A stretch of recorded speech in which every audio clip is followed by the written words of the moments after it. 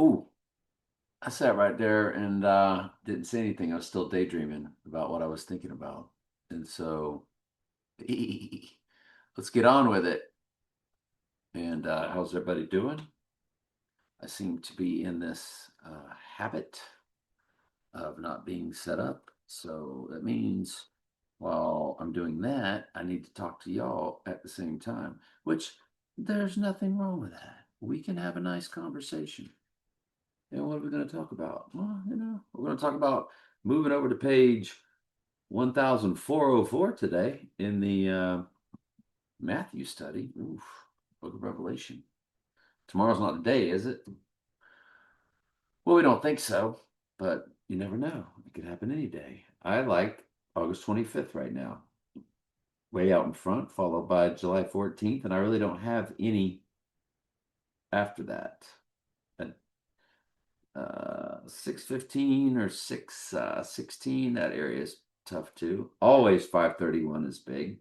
That would be rising on 6:02, which is Revelation of Strong's Concordance, but I don't think so. 24 through 29 today. Okay.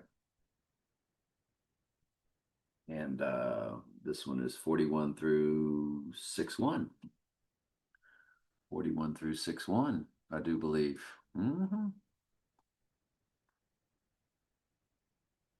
I came across some crazy personal cipher anomalies for this August 25th potential event date. They're personal ciphers, so there's nothing I can do with them on video. But wow, just absolutely cannot believe it. All right, continuing on as we approach in a day or two. Well, what day would it be? Good Lord willing. So this is the Wednesday, but good Lord willing, it'll be the Friday study. Therefore, Daniel went where we get to the mark of the beast portion of this chapter 2, Daniel. Anyway, verse 24. Therefore, Daniel went unto Arioch, whom the king had ordained to destroy the wise men of Babylon. He went in and said thus unto him, Destroy not the wise men of Babylon. Bring me before the king, and I will show unto the king the interpretation. Then Arioch brought in Daniel before the king in haste, and said thus unto him, I have found a man of the captives of Judah that will make known unto the king the interpretation. And the king answered and said to Daniel, whose name in their terms was Belteshazzar, Art thou able to make known unto me the dream that I have seen, and the interpretation thereof? Daniel answered in the presence of the king and said, The secret which the king hath demanded cannot the wise men, the astrologers, the magicians, the soothsayers show unto the king. As he's talking to the king, he's speaking about the king in third person. But there is a God in heaven that revealeth secrets, and maketh known to the king Nebuchadnezzar what shall be in the latter days. Thy dream and visions of thy head upon thy bed are these. As for thee, O king, thy thoughts came into my mind upon thy bed, what should come to pass hereafter. And he that revealeth secrets maketh known to thee what shall come to pass. Perfect build up. Great way to end right there on column 1 of my dad's old King James Bible. Let's move over to column 1 of the Matthew study. And whosoever shall compel thee to go a mile, go with him twice or 2 miles. Give unto him that asketh thee, from him that would borrow of thee, turn not thou away. By the way, about this Daniel study, squirrel brain moment, in the, okay, what will we call these times?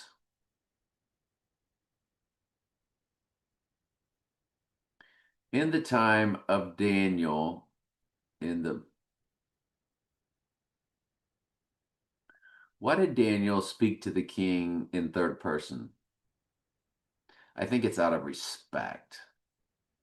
Speaking to the king in the third person means addressing him directly by his title, His Majesty, the king, instead of using pronoun you. Okay, out of respect. Yeah, figured as much. The subject might say, how does His Majesty wish to proceed? Or what are the king's commands?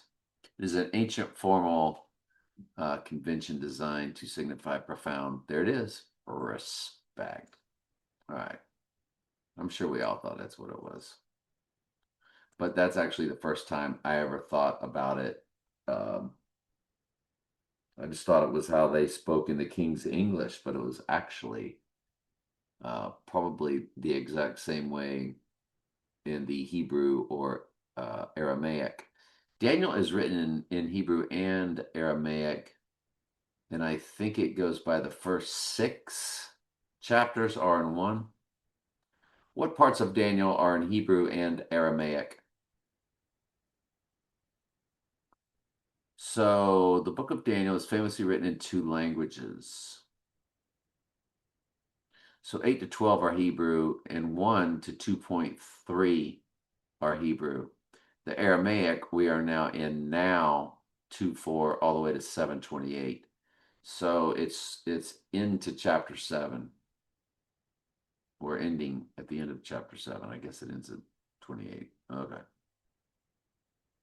Very interesting. The Aramaic chapters 2 through 7 are intricate parallel literary structure designed to unify the 2 halves of the book. I just think that's fascinating. It just, yeah.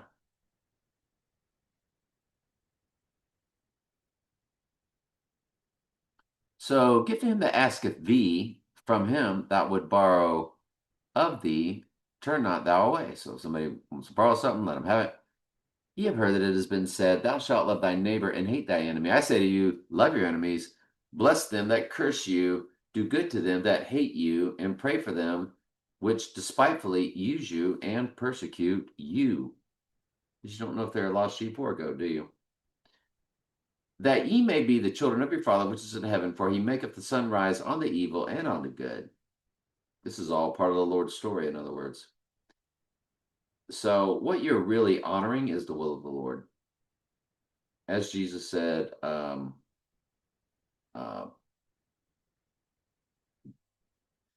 can't believe I can't remember the words. They're famous words.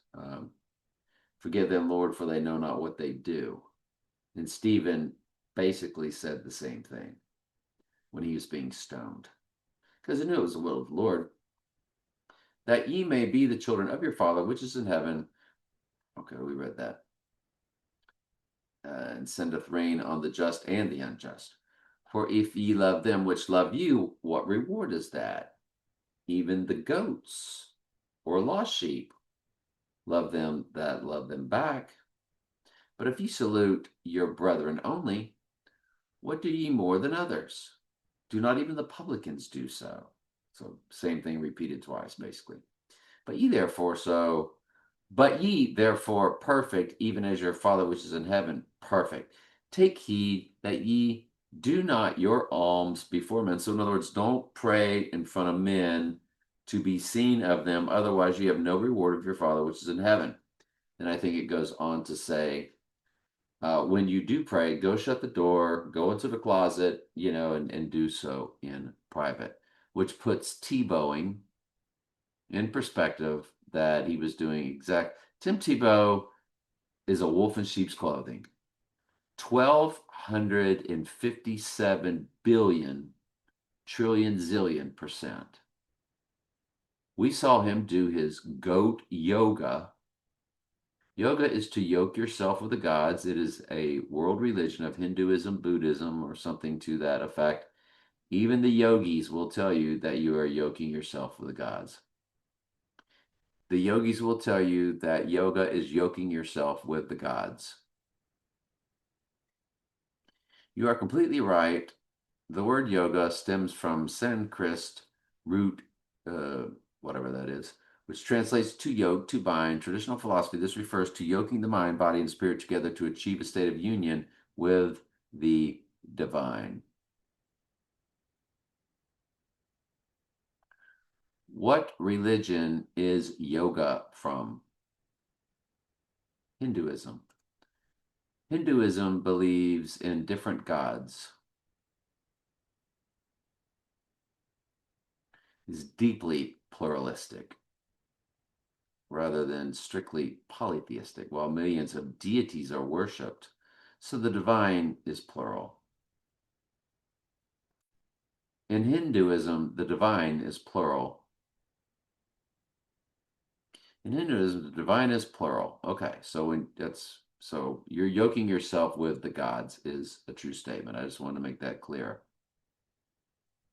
Tim Tebow doing goat yoga. Sheep are God's chosen. The goats are not. So when he's doing goat yoga, what's he telling you? He notably made public foray into a quirky world of goat yoga. Yes. Tim Tebow practiced goat yoga with his crew on SEC Nation to blow off steam, whatever. Just more of their rituals. Because, he's the big Christian doing goat yoga. Hopefully passing it along to anybody so they will accept also. Mixing Christianity with Hinduism. Image of we treated those who were fighting. Okay.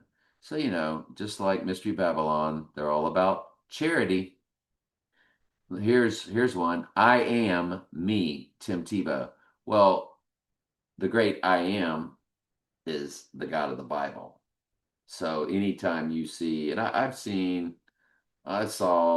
Christians here that are my Facebook friends make posts about I am, and it's the same ones, that, and they're big time so-called Christians, they're churchy people, and they made a post about how to say I am and doing I am, and they're doing that on purpose. We know they're doing that on purpose. I can't begin to tell you how many wolves in sheep's clothing attend churches of wolves in sheep's clothing. And then they go around and profess a false Christianity that they know is false. Even though they're not the preachers, they attend to support the wolf in sheep's clothing.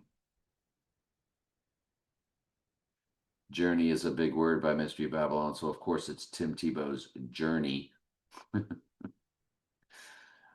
I never did figure out the significance of why they use certain terms.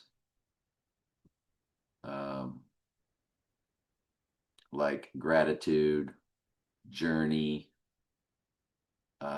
As far as collaboration, I do know why. And what's the other one? Community. Collaboration and community are big words of the divine feminine and the mother goddess. And I would imagine the other two are, but they've shut down all those because I got that straight from a divine feminine website. It was about 7 words, and community and collaboration were 2 of them. And so I would imagine journey and gratitude are now lumped into that, but you can't find that on the internet anymore. They really try to hide the divine feminine religion as much as possible. The mother goddess, the queen of heaven, the Catholic version of Mary, so on and so forth. All the world's a stage of Mystery Babylon and outright pure Satanism, which Tim Tebow is front and center. That is why he was either going to go to Alabama, Ghost in the Machine University, or Devil's Advocate University, kind of melding the two. Yeah. So you can imagine who his parents are, and what they're all about. Same. Yeah. Mm. Mm-mm-mm-mm-mm.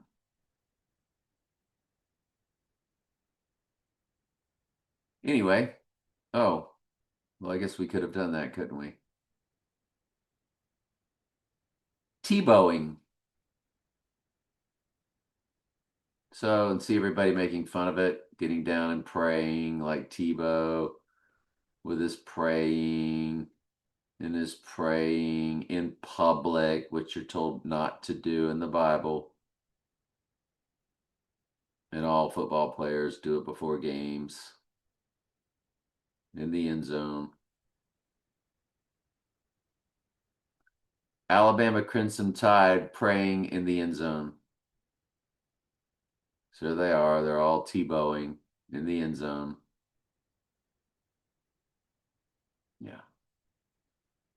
So they're all doing what? They're all doing what you're told in the Bible not to do, aren't they? Yeah. Could they have done that in a locker room? Yeah. So, anywhoski, how's everybody doing today? Love you. Mean it.